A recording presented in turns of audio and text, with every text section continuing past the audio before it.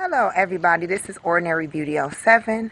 I'm an ordinary person made beautiful through Christ, and the number 7 because it's God's number. Happy Resurrection Sunday. It is April the 16th, 2017, I'm sorry, and I wanted to come on here and share with you all an experience that I had as a teenager. And I feel that this will help someone. It's definitely one of those blessed miracle moments, and I know the more we can share our experience that we've had with the Lord, the better it is for someone, and also the edification of ourselves to just reminisce, remember those times that help to keep us grounded in the Lord and also help to bring others into the Lord, just sharing our testimonies, experiences. So I'll get on to it. I was about 16 or 17 years old, and I was told by my mom to stay at my school when she got out. I was in high school, and this was during a time where we didn't have cell phones, so there was no communication in that way. She had to tell me just to stay put before I was on my way to school. So anyway, she said she would pick me up that day, and she would be there when I got out of school. So when the time came for the bell to ring and I got out of school, there was no one there. My mom wasn't there. Other people were being picked up by their moms. There were students that were walking, and I had waited just like she asked me to do until literally there was no one there left but my friend and myself. She had waited with me just to make sure that I was okay and that I'd be able to get a ride, and then my mother would have taken her home. But what ended up happening was my mom did not come. She was not there. And so not having a cell phone at the time, there wasn't even pagers at the time except for doctors. Maybe lawyers had those types of things. And so I didn't have a way of getting in touch with my mom to see if she had forgotten about me or what had happened. So anyway, we decided that we would go ahead and walk, and I had spent the night at her home as a younger child because we went to elementary school together up until high school. So I had been to her home before, and I decided to just walk her way home, which wasn't my normal way of walking home. Now, just to kind of give you a little bit of the story as far as how dangerous it was just to walk home, my school was known as Murder High. So there was a lot of murders that were going on, and there was a lot of well, I would say there were rapes going on, and there were things that were happening to people. Some of my cousins got murdered by a serial killer in our town, and so it was just a lot going on, and it definitely wasn't a good time to be playing around with what I was actually getting ready to do, and you'll understand what I mean by that. So our town's known for a lot of gang violence and things like that. So anyway, what ended up happening was I was walking, and we got to my intersection where I would typically turn left, and I decided to follow her because I was just going to walk to her home.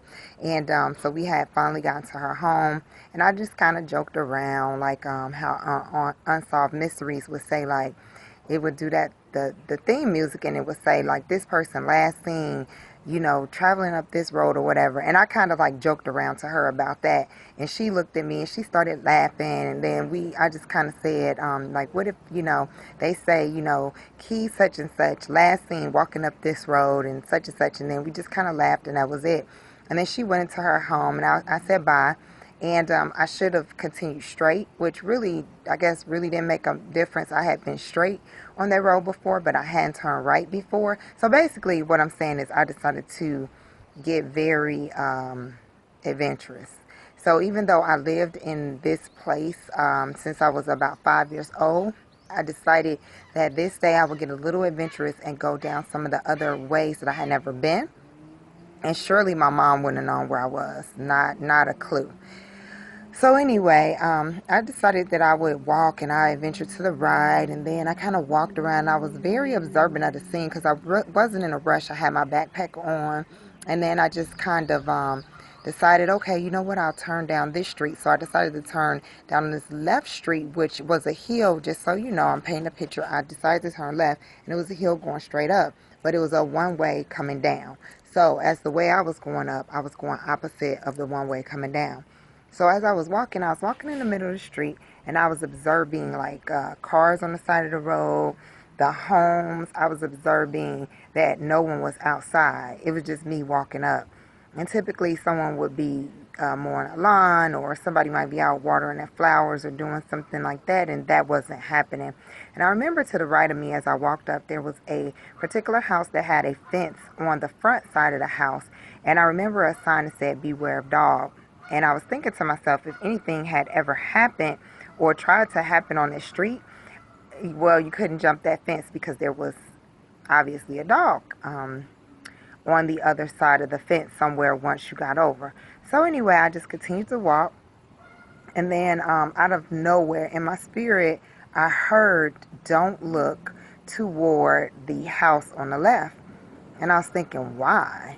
So I said that back in my mind. And of course, you would know I did look. So just so you can understand kind of like what was going on, I'm on a street that is going up. It's a one-way coming down, but at the top of the street, there's also an alleyway that crosses across. There's a home on the right at the alleyway. There's some other homes on the alleyway. And then you cross the alleyway, and then you still have a few more houses before you get right to the top.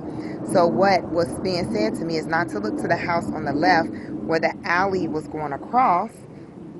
And when I looked straight and looked to the left, I saw some guys that had started, they were disappearing behind that house. So in my mind, I was thinking, I don't know how, but I thought it must be more than one. And I knew that definitely it was more than one. I saw two, but I don't know. I just got the feeling it was way more than what I had seen, and that they were going to come across from behind the side of that house, and they were going to literally, once they passed the house, they would be in the middle of the street. But they were going across, and I was coming up. So I was thinking to myself, how many are there?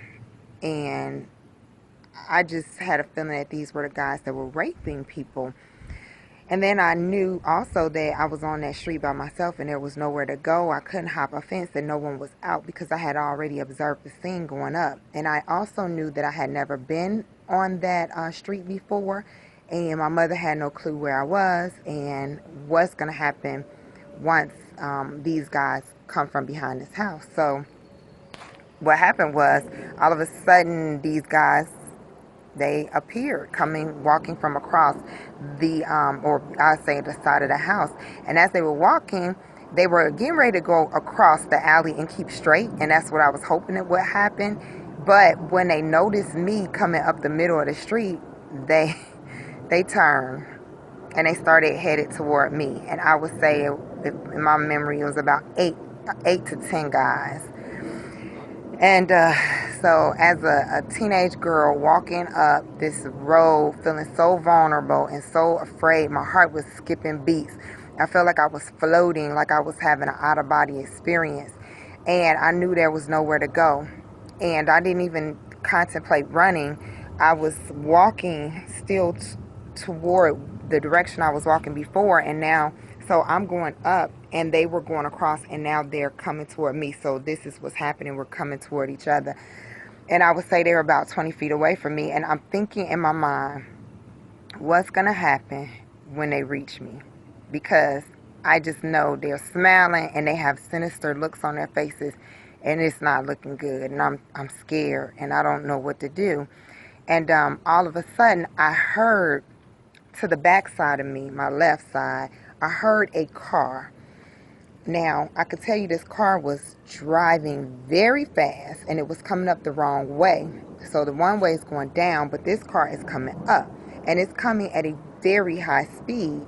And I'm thinking to myself, wow, like this car is coming fast. That's the first thought I had.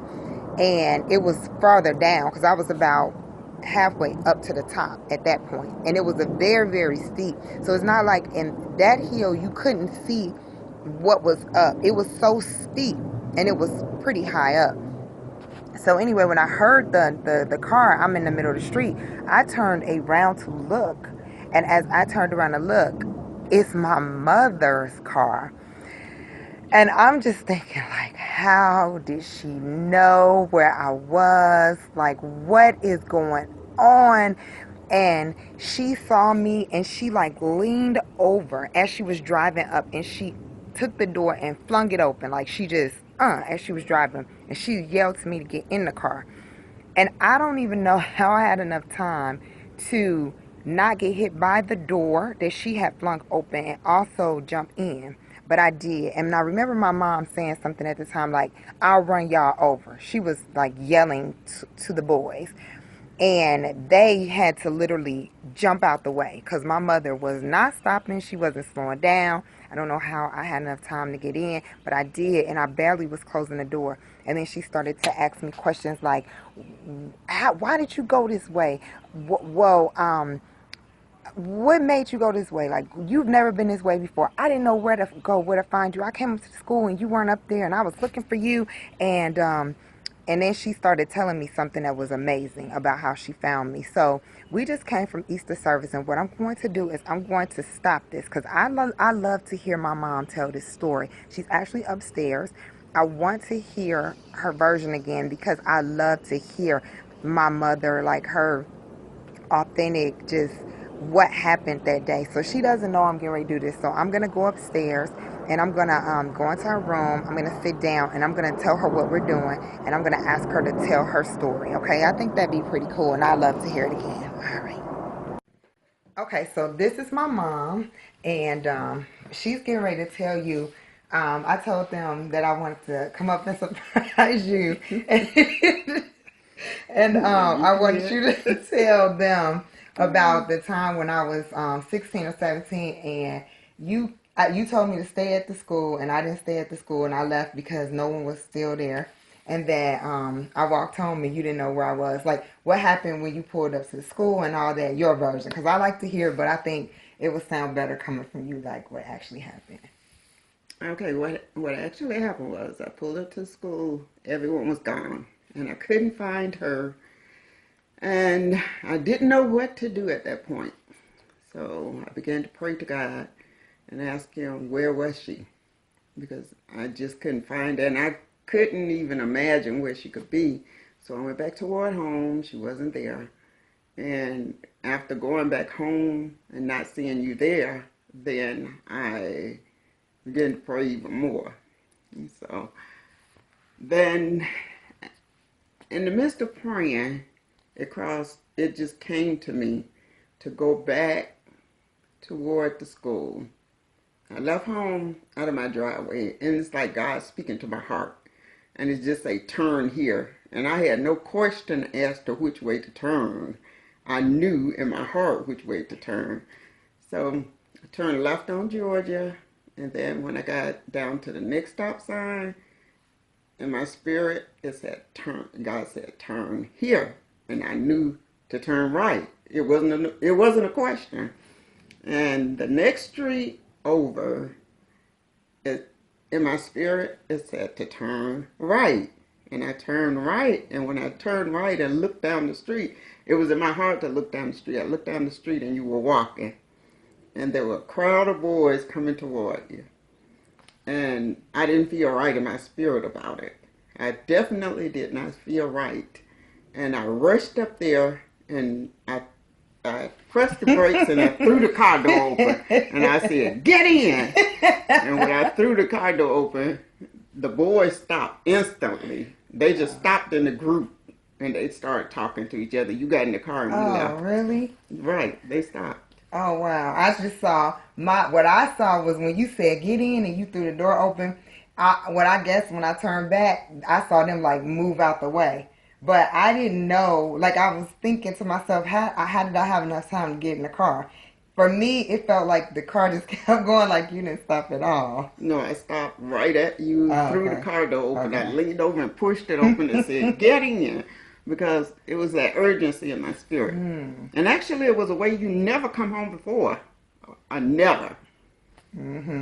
I was being adventurous that day. So that's why I was telling them I was being adventurous. I don't know why. What you were being, but It was pretty scary. It took a lot of prayer. It was pretty scary. And so my mom, she was yelling at me the whole way, like, why did you go this way? Like, what made you do this? Like, and then she was like, I was praying and the angel of the Lord was telling me to like, go this way, go that way, whatever. And she was just like, something about telling my dad I didn't even care at that moment. I was just so happy I was okay. So after you, okay, so when the guys had stopped and they was talking to each other, then they moved out the way, obviously, because we went straight through Well, you all were on the sidewalk, yeah, and the they middle. on the right side of the street. Oh, okay, okay. You were Cause walking. You were walking toward them. You were hmm walking this way, and they were coming this way. They were about actually that close to you. they were very hmm close to me, and they And was that's why I swerved over to the curb and threw the door open and oh. said, "Getting it." Yeah, because when I heard the car sound coming, I looked over and it was her. She was pulling the door open, and that's when I guess I moved to the right. Because when it was such a blur for me, I was so scared. I didn't know what was going on. I was wondering how I didn't get hit. So now I understand, like all this time, like how when she threw the door open, how I was able to get in. Because it Mm-hmm. didn't seem like I was able to close the door before we was going. But anyway, I just wanted to like get her. I like to hear her tell the story. I haven't heard it in about a year or so. And this is my mom. This is my mom talking and, being in her room. And if you don't mind, would you mind? Because I've told them a little bit about how you used to get in your room and talk to God a little bit and how you used to tell, how you told me it was like how you came to know, like you spend time with him and that's how, because I used to ask her, how did he talk to her? Like, how did she always had these things? My mother would pray for any and everything, and just I saw so many miracles happening, but she was telling me about her closeness with God. So for those that probably want to know that, do you mind just speaking on it a little bit before I close the video? For those of you that wants to know God, I can say, read your Bible, pray to the Lord. I had days and nights. Through the night, I would read my Bible. I would come in, do what I need to do.